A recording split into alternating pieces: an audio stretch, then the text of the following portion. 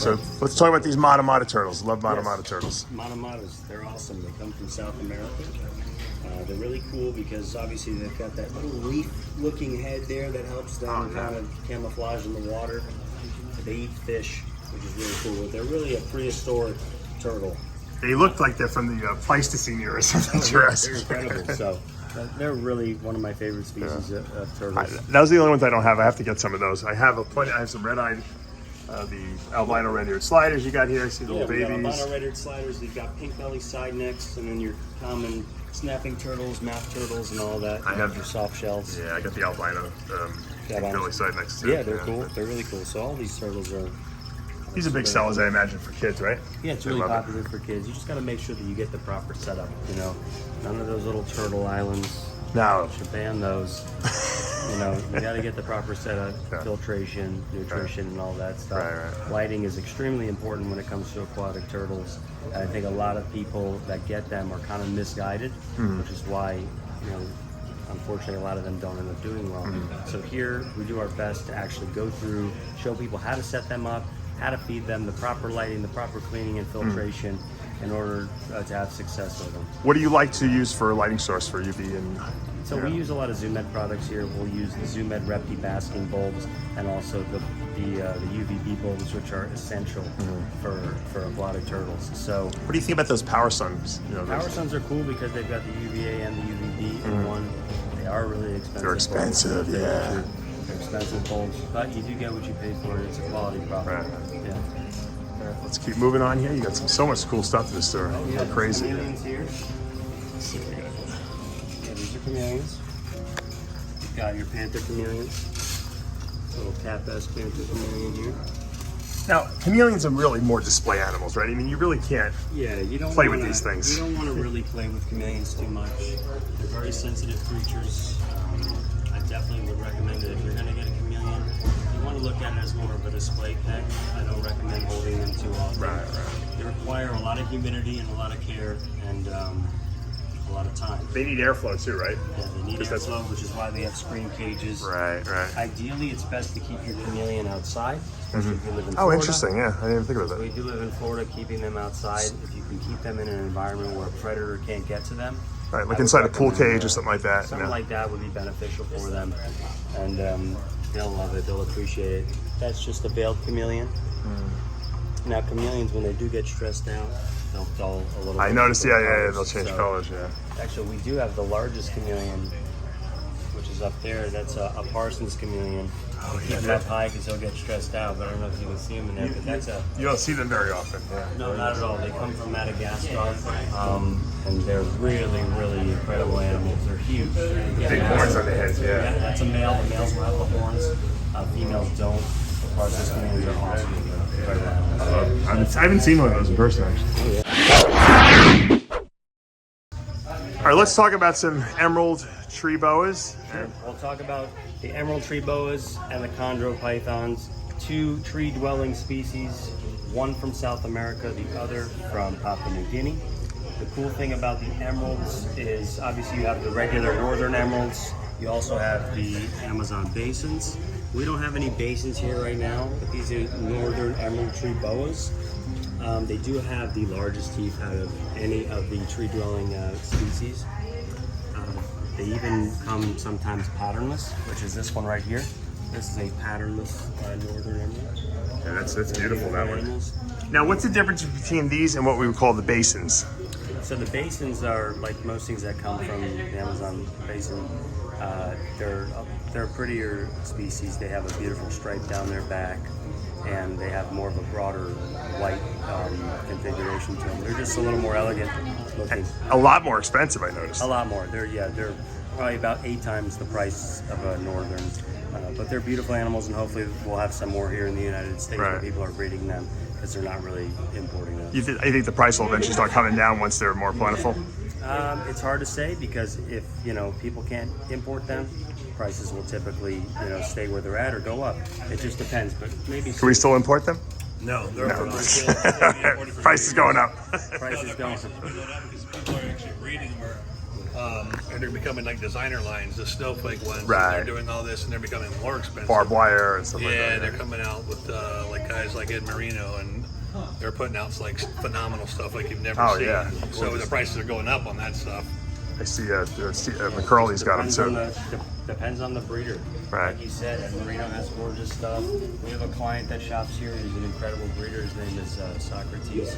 He produces incredible emeralds and chondros. And he writes great philosophy too. He does. He actually, the funny thing is, the guy actually really himself does. I think Socrates might have rubbed off on it. There you go. Sure. Let's look at the green tree pythons, which obviously evolved kind of like along the same evolutionary line. There's been different continents. It's pretty amazing. These are the neonate forms, obviously. Correct. This one's going to be a little bit bigger than your typical neonate, but this one right here is a few months old. This one here is a red neonate. This is a Biak locality, so some of them will hatch out red and some will hatch out yellow. And the cool thing about these is because of all the different islands surrounding Papua New Guinea and that part of the world, you're going to get different colors from different islands. So you'll have Arus, Sarongs, Biaks, Manaquares, Marukes, Kofiaus, which are the Canary Island ones, which will actually potentially stay yellow through adulthood. Oh, really? Wow. Yeah. So that's a little on the rare This is side. turning. You can see this one's turning green already. It's Yeah, kind that of one's going for its transitioning. color change. That one's transitioning to green, and that's a Biak right there. So they're cool because they're a python species.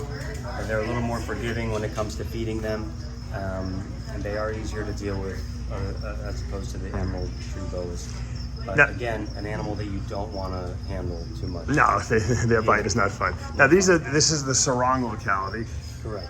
This one is actually going through its color change. You can see that here. Yeah, so the sarongs will develop into more of, they'll have a little more stripes to them, like a blue line going down their back.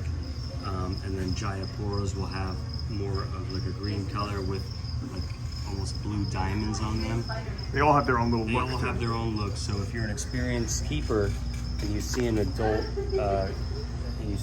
animal, typically you can figure out where they're from. But a lot of them are crossed, and those are called designers.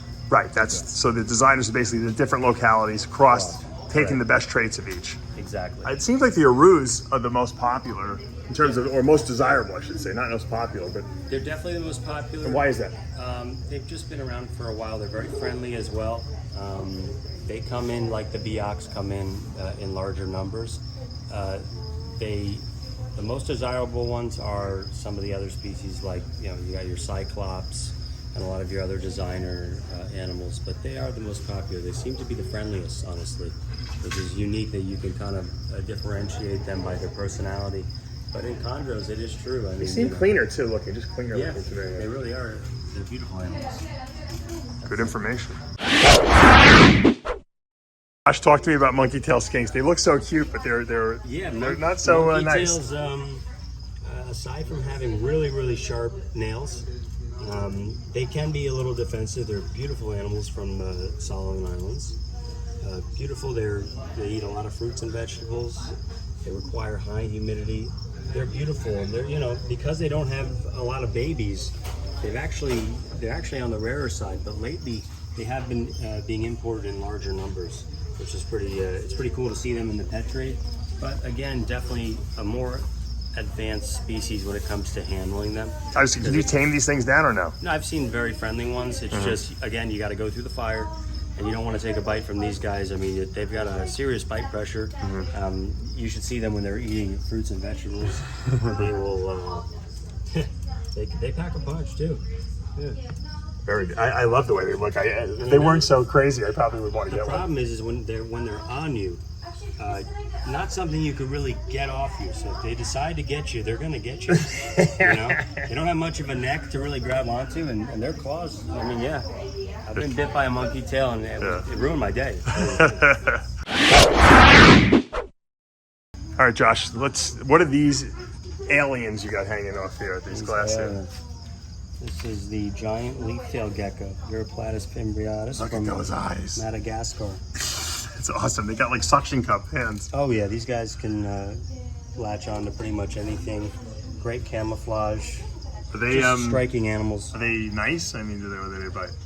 No, they don't really bite. It's just they move, they hop You know, They're more display animals then. Yeah, they're more display. I'm sure they get stressed out easily when they're handled, but they're just incredible looking. I mean, people walk by them and they have the wow factor. Yeah. Are these nocturnal or are these diurnal? No, they're nocturnal. When we shut the lights off here at night, they come out and they're wide awake. Oh, they are. As if their eyes couldn't get any bigger. They do at night.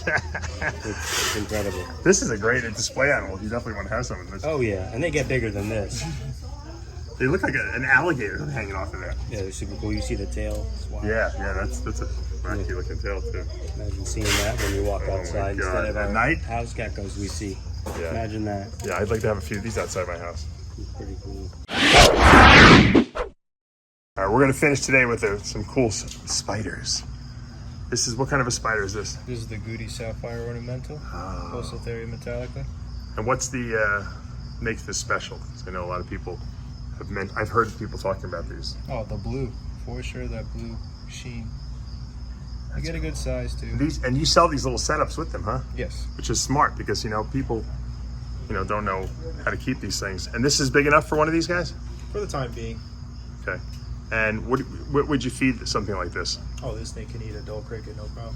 So you just put crickets in there. They don't need to eat mice or anything like that? Not necessarily. I like to give them an insect diet. So like crickets, roaches, something that's going to cause a lot of vibration. Now, do these spiders actually spin webs like regular spiders do? Yeah, most definitely. Can you show us some webs? I got the pink toe over here. Yeah, wow, yeah. Who knew?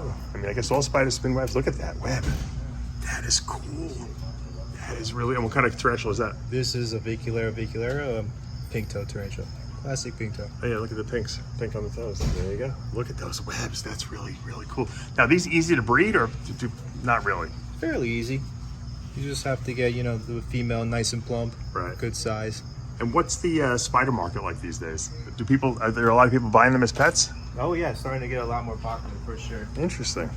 Who would have known? Yeah. Get a spider. I got to add a spider. I don't think I'd get thrown out of the house if I get a spider. Easiest pet in the world.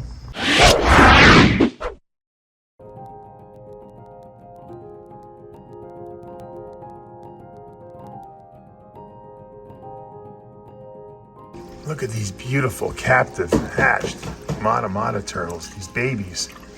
They are just really, really beautiful. Look at these things. They look like a leaf, like a little leaf that's floating in the water, and that's how they probably avoid predators when they're this small. And they get really big. We're gonna go take a look at the big ones outside in a minute. Look at these beautiful Monkeytail turtles. I want to show you how big these things are. Look at them according to my hand, size of my hand. Look at how big these things are. And I have a big hand. These are awesome. Holy man! I didn't even know Monkeytail turtles got this big. They get much bigger. They got bigger, Paul? They're much bigger, yeah. Wow! You don't see a lot Those of are giants. massive. You don't see a lot of the massive giants anymore, but they come in almost, maybe almost twice the size sometimes back This is in a giant. Look out! I got bit too. I got bit by the Monkeytail turtle. Who knew that they bit? I didn't even know turtles bite. Get ready to tell you that. Yeah, thanks, Paul. Thanks, Paul. My savior, Paul Miller. All right, guys, we're driving back from Josh's. We're stopping at the Indian Reservation, brand new gas station and convenience place, Miccosukee service station, owned by the Indians. Can't go wrong. We're gonna head in there. We're gonna go buy some goodies.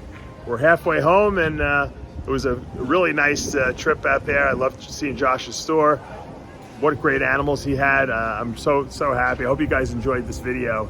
If you do and you want to see me go do some more facilities and stores, reviews and tours, let me know in the comments below. That's what we want to know, because I can be inspired to do more of these. I got to head over to Ty Park's place, Guanaland. That's open now too. I kind of showed you the facility when it was still being built. And I know my friend Paul Miller told me that he's going to take me to Predatory Fins. I want to see that place as well. Even though it's not reptiles, it's all fish. All right, guys, you know what to do. Hopefully you like this video. If you do, show us the love. Hit that subscribe button, turn on your notifications, hit the like button. I'll see you back Monday morning.